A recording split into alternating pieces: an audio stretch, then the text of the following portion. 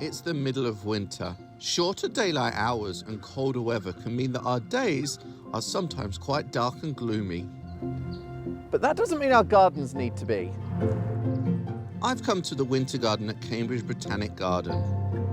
All around me there's so much colour. That's coming from the stems and the foliage of the shrubs. There's also texture on the bark of the trees. There's flowers in a range of rainbow colours, and they've got the most exotic layered perfumes.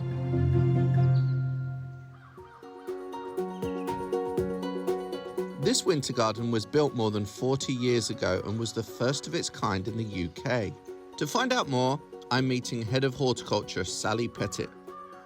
So, Sally, tell me about this amazing winter garden. I hear it's the same age as me, actually. Is it? It was developed in 1979, and the then superintendent and garden supervisor chose this site and chose everything to come in here that either had winter scent, winter flower, coloured stems, form.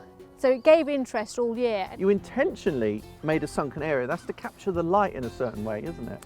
Yeah, so the south-facing aspects, also the hedges, and then this sort of hollowing out really enabled us to capture light and direct plantings to make the most of the light as well, so that on a brilliant day like today, you just capture so many moods of the garden, but also the plants. For a closer look at some of the features, Sally's taking me for a winter wander. Sally, this plant is on fire. Tell me about it. This is Cornus alba sibirica, so it's one of the dogwoods, and the tips are what tend to colour. We cut this back every year in April. Okay. And it encourages the new growth, which has the colour in it. Winter blossom adds pastel shades, with its scent proving a hit with visitors of all sizes. So this is a plant called Daphne Balua Jacqueline Postil. It starts with this beautiful flower that you can see here, but what really hits you is this fantastic scent. There are occasional bees darting about today, and they will be drawn into this plant, not just by the flower, but by that scent as well. And it's not just the scents and colour that's so striking in this garden. Sculptural shapes are highlighted by today's beautiful low winter sun.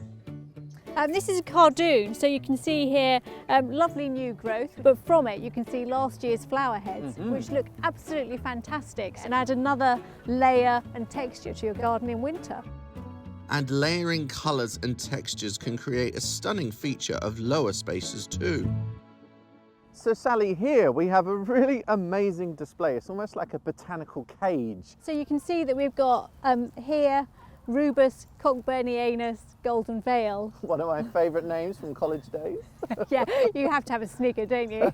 But it's underplanted here with, you can see, almost carpets of winter aconite and snowdrops. And it just creates a bit more of a 3D effect in the garden. I always think it's like a snowdrop prison under here. But even if you don't have a large garden, you can still brighten up the winter months in whatever space you have. In this container, we're going to add colour from colourful branches, primroses, shrubs, and it's really going to give me that effervescence in the winter months. To build my pot, I'm using a container with good drainage and a nutrient-filled compost. So we're going to start off with this Pyrrhus. This is a wonderful plant that has silver edges to the foliage. So I'm going to put that into the corner of my container. And then I'm going to grab this grass, lovely ornamental grass. So you can see we've got that gold, that silver, we've got that effervescence coming through from this pot already. And for a bit more punch, I'm adding polyanthus and primrose. Tease the roots out a little bit just to make them open so that they're going to root into the compost of your container rather than keep going round and round. Now, the finishing touch, the decorative corners. We can add the twigs, almost floristry style, to our final containers. That's just adding that little something that just gives us that winter cheer. So no matter what space you have available, see what colours, scents and textures you can bring in this winter. It could brighten your mood as well as your garden.